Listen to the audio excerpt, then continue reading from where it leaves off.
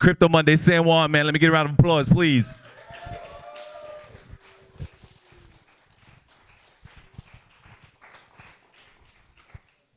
Hello, Mr. Mendez. Hello. How you doing, sir? Very, very good. Please make sure you speak into the microphone. Thank you. Okay, Mr. Mendez. So anybody here does not know Mr. Giovanni Mendez. Mr. Giovanni Mendez is the foremost tax attorney here on the island. I don't say this because I want to. I don't say this because I like the guy. I say it because it's the truth. You guys far away and abroad, interested in moving your company to Puerto Rico, interested in moving your persons to Puerto Rico and your family, this is the guy to see. And why don't you tell them a little bit about yourself, Mr. Mendez? Thank you, Pedro. I'm a tax attorney here in Puerto Rico. My practice specializes in tax incentives and the interplay with U.S. tax law and international tax law regarding the crypto space specifically. I've assisted several hundred individuals relocate here. A couple hundred of them been through my network, but go ahead. And as well as businesses establish their practice here, so not only trading, but also businesses that are growing and developing or relocating here to Puerto Rico. And again, always very importantly, taking into consideration the interplay with tax laws outside of Puerto Rico.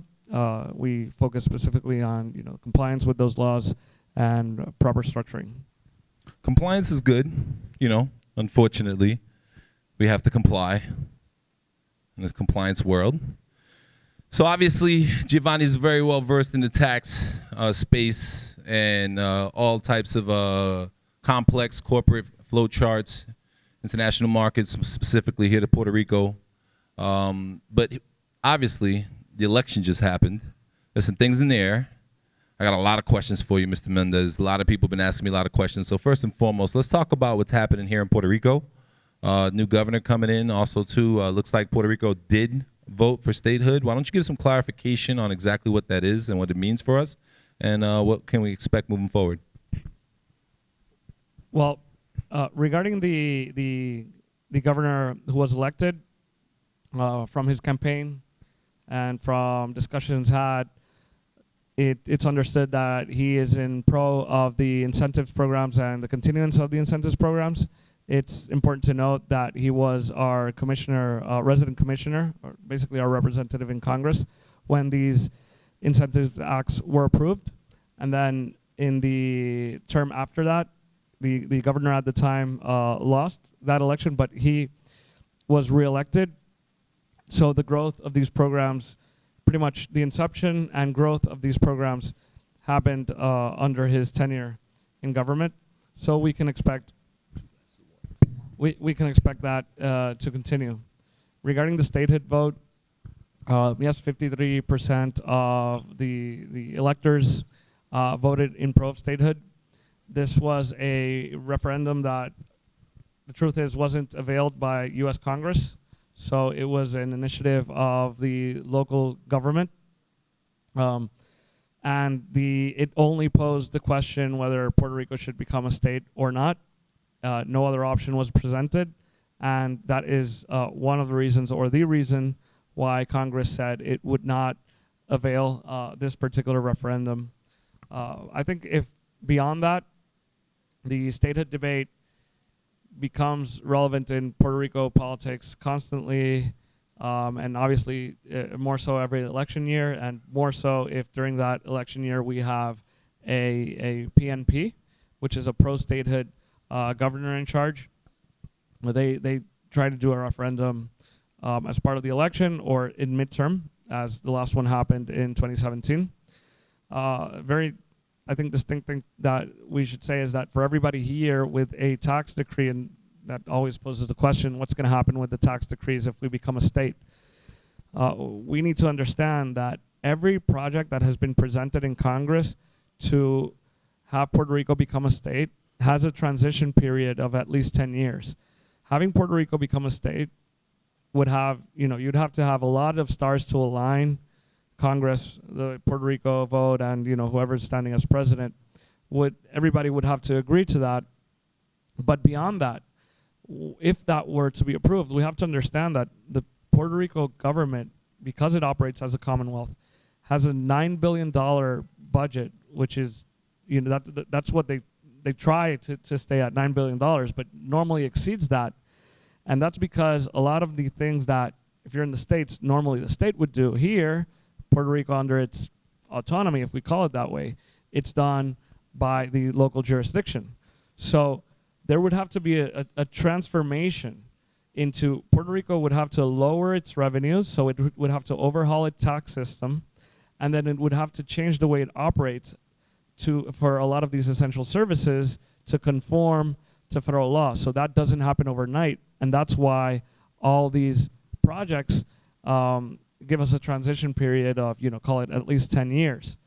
So what I normally tell clients is, or prospective clients is, if this were to happen, it's not going to happen overnight. You're not going to wake up tomorrow, Puerto Rico's a state, and somebody that's just moving would say, well, I'm changing my life and I'm moving because of this structure or this incentives or whatever.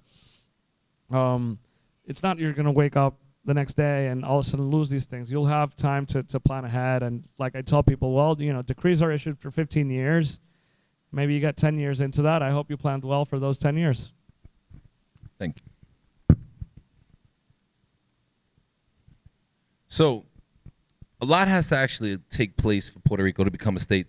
This isn't the first time that the Puerto Rican people have voted for statehood. Am I correct on that? It depends on, and this gets into matters of statistics. There was, I think it was a 97% vote in pro of statehood in 2017, but then the participation was, it was very, very low from the registered electorate. And then before that, there was also a vote in pro of statehood, but the parties that were basically anti-statehood just said, answer the first question. The first question was, do you want Puerto Rico to stay under the current status, yes or no? And then people would answer yes or no, and most answered no. But then the statehood party would say, do you want Puerto Rico to become a state? And then you'd say yes if you wanted to do that. But a lot of parties just said, leave that question blank. So the argument was, when you added up and tallied the blank ballots, that would exceed the pro-statehood vote. So there's always been, and it's because normally maybe who's in charge or the way it's structured, or maybe that is the way to answer the question. It's somebody that does polls could probably say, or statistics. But there's always been, it's always been tainted somehow, where you say, well, yes, you are getting a majority vote, but scientifically you're not. And then I remember back in 2000, where it was none of the above. So the PPD party and leadership back then, which is technically the status quo party, they didn't agree with the definition of the status quo that was presented there. So they would say, look, the ELA, which is the status quo, isn't really defined, as it should be there. So they went to the Supreme Court. They got a none of the above column approved, and none of the above won. And then statehood was the second one. And then you could argue, well, none of the above is not really an option. It was really statehood. So it's always been tainted by the way the question has been structured. So that's a yes, right? Yes, that's a real lawyer answer right now. This is why these guys bill so damn much, and you get these bills and you look and you're like, I've given you a lot of historical context here. Hours trying to answer this shit. It's historical context because a lot now you see why I don't like the guy. The lawyer answers. The important thing of the historical context is that you'll move here and you'll become Puerto Rican, and you need to understand this history and how this question is being been asked for the last 60 years at least, and how it changes. And then it's like, I think what you always get is that the majority of Puerto Ricans do want a relationship with the United States. How that relationship is defined, and then you get into the issue of do Puerto Ricans understand statehood? Do the states understand statehood? Because states will give you a different definition of what statehood is, and then you hear California wants to secede or something like that. So Puerto Rico is in a hybrid situation. But it's important to understand when you're looking at this result, and you'll hear recently, oh, the Puerto Ricans voted in favor of statehood. well, you do need to understand the historical context, and then you'll be able to make a decision of if it's going to happen, if it's going to affect your plans or not. So ultimately, if it was up to me, it's not up to me, right? But if it was, and if it was up to me, we'd have a relationship that'd be very similar to like what Singapore and Malaysia has, or Malta and United Kingdom has. You know, those are former colonies of these places, and they still have, you know, very good relationships with their former colonizers. They still have open, you know, transport back and forth. You're able to own property. You're able to be taxed in both places, and you don't need any sort of visa to travel between each nation. Obviously, the military backs each other, and there's mutual benefits involved. I think that the United States and Puerto Rico, if they were to have some type of relationship like that, and allow Puerto Rico in itself to have its own governance is the back end of that, and create a sandbox and a regulatory framework for certain types of industries, like say cryptocurrency, or maybe even cannabis banking, and not even just legalizing cannabis, because obviously Puerto Ricans are generally conservative, but just cannabis banking, and give the world a place to bank here for cannabis. I think if we were able to do those types of things, number one, the economy would change overnight here in Puerto Rico, and we could definitely become self-sufficient and start teaching our people more agriculture, start learning to become independent. But ultimately, it's not up to me yet. So let's talk about the U.S. election a little bit, and let's talk about Mr. I personally don't think Trump is going anywhere. Like, I'm not a Trump fan, but I just feel like the guy doesn't give two shits about what you, me, anybody says. You're going to have to get the army to get Buddy out the White House. And he's going to sue, cry, kick, scream like a toddler he is. And I think at the end of the day, it's going to surpass the deadline by the time, you know, tie up things in the court. You have to actually elect a U.S. president. And I think he's just going to stay, bro. Like, he's not, it's like, fuck y'all, I'm not leaving. But I don't know. What do you? I mean, it could be possible that he stays. You know. I mean, that's highly speculative. Obviously, I think there was no news that came out today of any, you know, actual substantial challenges of the election results. So you know, you'll see where that was going. CNN, it was CNN, but CNN reported yesterday that, you know, both Jared Kushner and Melania approached the current president, you know, into seceding. So, you know, we'll probably see something like that play out. I think everybody was expecting some sort of you know, that Trump would contest the results somehow, of course, if they weren't in their favor. I think actually, you know, Megyn Kelly was referring to this, and I think we're deviating a lot from the subject, but she's saying, you know, he will pose some challenges, and he'll probably win some of those challenges. You know, is it going to change 5 million votes? Probably not.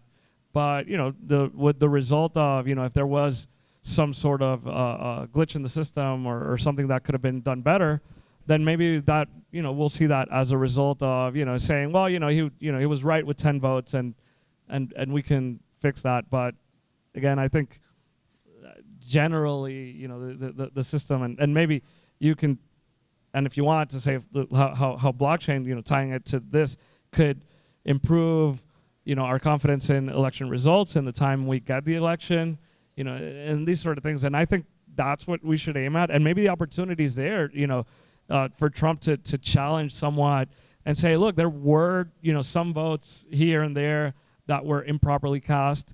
And then we need to look at solutions. You know, is it going to change the election as a whole, the result as a whole? You know, it's improbable. It's mathematically improbable. But, you know, challenging the system or a system could still have, you know, a lot of benefits. Excellent. So the reason why I was asking that was really more along the lines, obviously, if Biden takes office, there's some potential risk, right, to a lot of the American people in regards to taxes. And, you know, one of two things is going to happen. Either you're going to get a lot more business, which you're probably going to get a lot more business anyway, right? You know, but you're going to get a lot more business because people are going to be running from the taxes that, you know, Joe Biden is proposing. And, you know, how is it, do you think that Biden has even got his eyes on Puerto Rico, even thinking about Puerto Rico potential statehood? Well, Biden, what he did say is that he personally believes in a statehood for Puerto Rico, and that he was, but that the Puerto Rican people needed to speak in regards to it and to approve or support or welcome statehood. Former President Barack Obama also spoke in favor of statehood. He did that after his tenure, not during his tenure as president.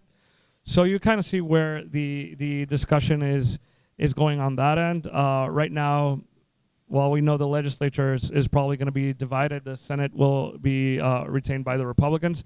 So I don't anticipate there will be tax reform. But I do think it's interesting, a lot of things that Biden was proposing as part of his tax plan. Some impact Puerto Rico indirectly, some impact Puerto Rico directly.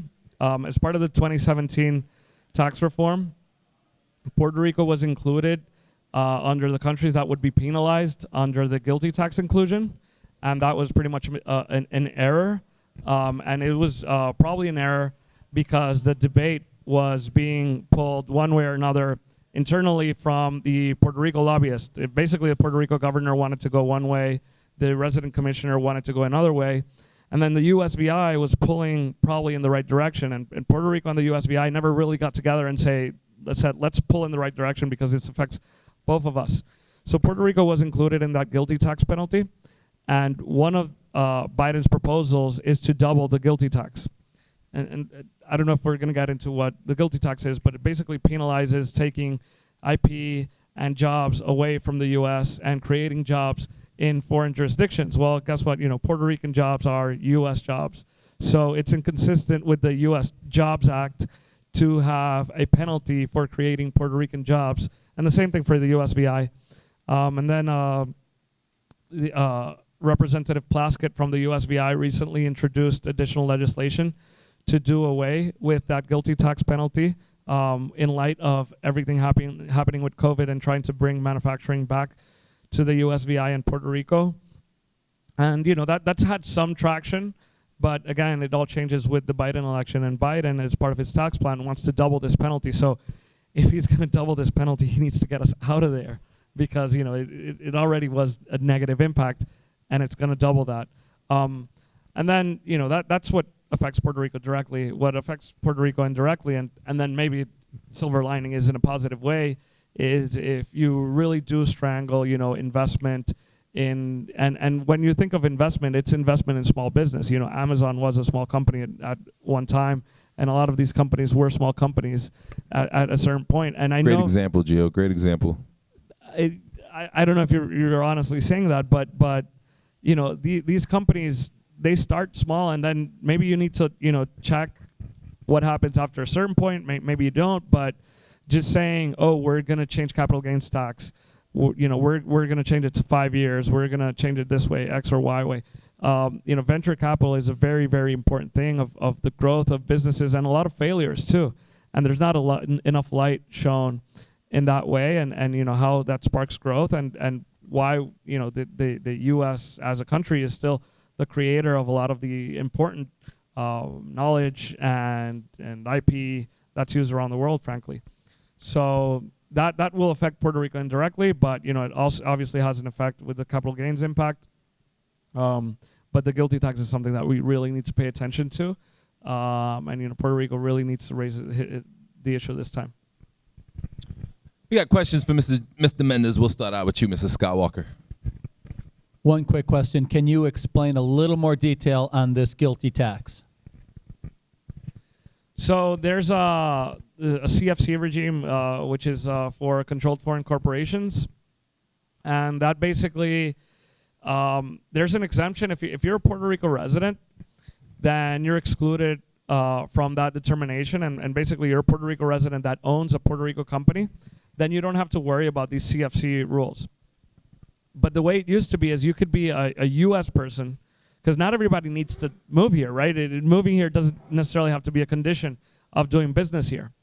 So it used to be that you would set up your business here, set up your operations here, and you didn't necessarily have to move, but you'd have employees here, and you would generate income from Puerto Rico. If that income was left within Puerto Rico, and when it's left within Puerto Rico, it doesn't have to be cash. You can reinvest and you could move within the Puerto Rico corporation. Obviously there are certain things that would be taxed if you invest. But if you leave the money here, you're able to defer taxation on that money. So it pays 4% tax here. You leave it here. You reinvest. You have your compounding effect. And when you claim the money or when you take the dividend personally, then you would pay a 20% qualified dividend tax. Well, this GILTI tax inclusion basically says, well, no, if it's a CFC and you're operating out of there, and you don't have depreciable property, and it's a complex calculation, but what it says is even if you don't declare the dividend or the distribution, we're going to tax you on it. So there's no more deferral. So that, and there's ways to structure around that to minimize that impact, but there's an immediate impact that it does raise the tax, and it works against Puerto Rico deposits, and the same way doing away with 936. Left the banks with less deposits and actually had a lot of banks left. Citibank and other banks just left because the deposits weren't enough. Well, this is a continuance of this, of that effect. And again, I don't think the intention was ever to include Puerto Rico in the USVI as part of this penalty. And that's one of the things that Congresswoman Plaskett of the USVI discussed when she proposed her legislation. She said this was never intended for Puerto Rico and the USVI, but we do have it now, and there is an impact.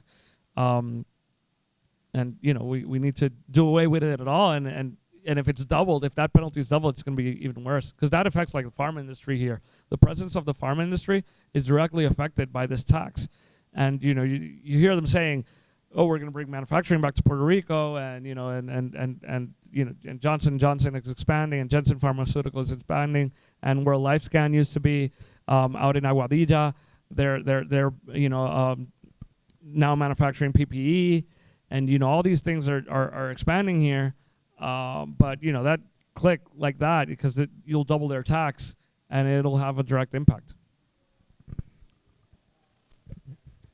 More questions from Ms. Carson. Geo, you've talked about economic development and some of the things that might happen with the new governor-elect. I wondered if you could speak a little bit towards how you think the governor-elect will be receptive to or hostile to the development of digital transformation and crypto assets, and particularly how anything that the governor does, like how is that going to play when we have a legislature that may not be the same party and cooperative with the governor? Do you have any thoughts on that? I think, and I've mentioned this a few times, but when Puerto Rico approved its incentives code last year, Act 60, there were two very specific provisions in pro of the blockchain, digital assets, and cryptocurrency development that were part of that legislation. And that should have made headlines in a lot of places, because you have a government that is in pro of blockchain and it's welcoming it. And there were issues before that. That legislation in part looked to clarify, issues that people would have different interpretations on and whatnot. So that happened last year. I think that wasn't announced enough. We need to say it, every time Puerto Rico is approving legislation in pro of, digital assets. And this governor is from that same party.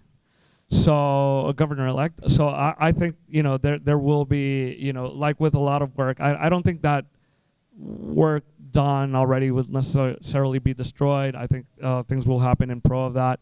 And we're beginning to see that with people that have surrounded him to get him to his election, as normally happens. Well, those people maybe form his cabinet, so we can anticipate maybe this guy goes here and this guy goes there, and I think it'll be all in pro of developing. Mr. Michael Turpin. I'm going to ask this just because I was dealing with it today.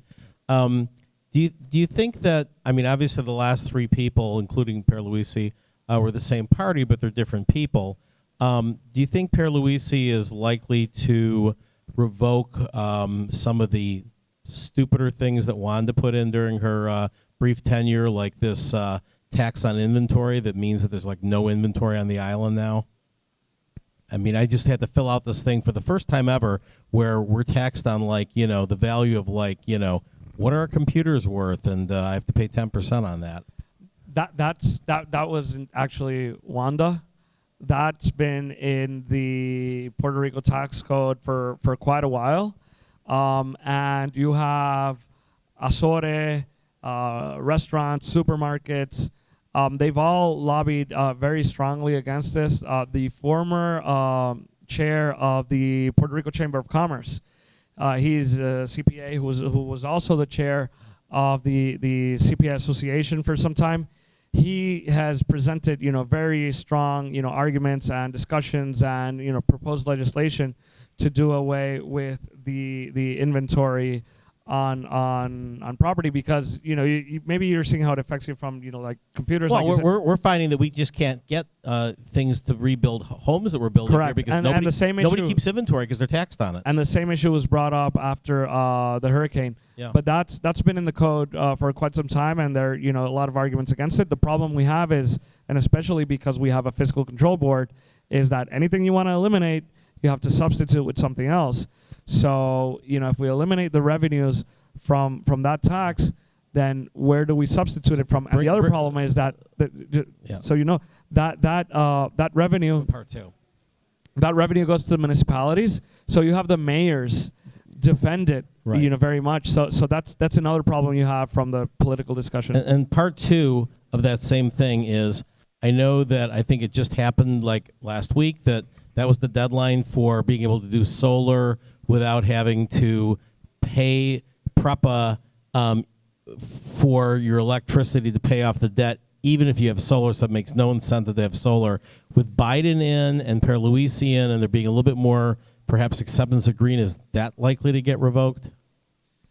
So what I will say to that is the incentives code limited a lot of the tax credits that you were able to issue, but as a whole, same thing happened. You have people from the film industry saying we need more credits in the film industry, and people in the tourism sector saying we need more credits in the tourism sector.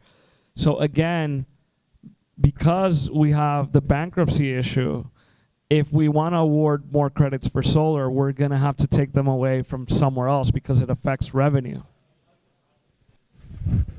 All right, we got one more It's part question. of the Oh, I'm sorry. Go ahead. Continue. Yep. Okay. One more question. Last question for Mr. Mendez. Okay, no, I thought you said me. Okay, quick question. So I've heard the new governor is more pro Act 22, Act 60. So with the new, I guess, amendment that was made to make the filing fee higher, do you think the new governor being more pro Act 22 and Act 60 would honor the decrees as they're written now, or will he continue to make more amendments other than what they say now? So I'm gonna answer your question how I can, and I'm gonna use that to add something else. He was asked about this during his campaign by an attorney that works for Stolberg Law, and he addressed that question. And Shout out to Mrs. Stolberg. We miss you. Come on down, see us. Yes. Making a shout out for JC and his firm here, but it was one of his attorneys who asked the question directly to Pierluisi, and what Pierluisi said is, again, he believes in these programs, he believes in the stability of those programs, and that we can't continue to constantly change these programs because they need to be predictable. So he basically expressed himself against that fee and in pro of the stability of the programs. Will he or can he change that? Well, because we have a fiscal control board, anything you eliminate needs to be compensated elsewhere. And that $5,000 increase was used to award a 3% earned income tax credit to persons making under 90K, but really under 40K. So there's, $600-ish that people are getting as an additional refund as part of, and the pay for was this increase. So you'd have to eliminate the earned income credit and these other things, and then you'd be able to actually eliminate that without getting into trouble with the board. There's currently a project that was approved by the current House, and was never voted on by the current Senate to roll back on that increase and only make it prospectively, and it was only going to be 750, but it still begged the question what the board was going to do.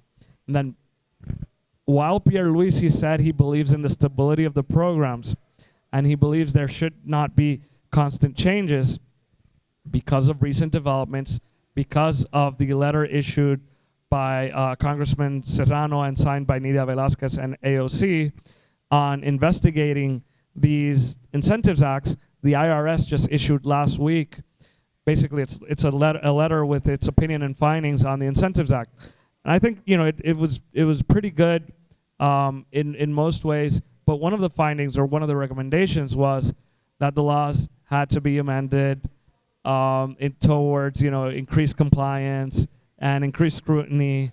So Pierluisi had said, well, I don't think we should change these anymore because they've been changed so much.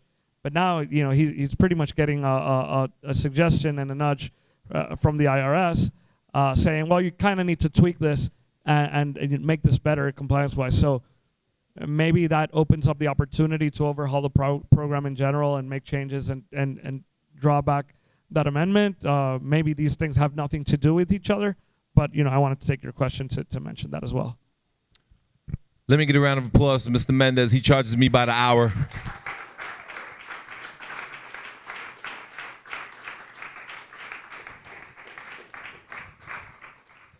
I appreciate you, Mr. Giovanni. Thank you. Thank you so much for joining us. All right.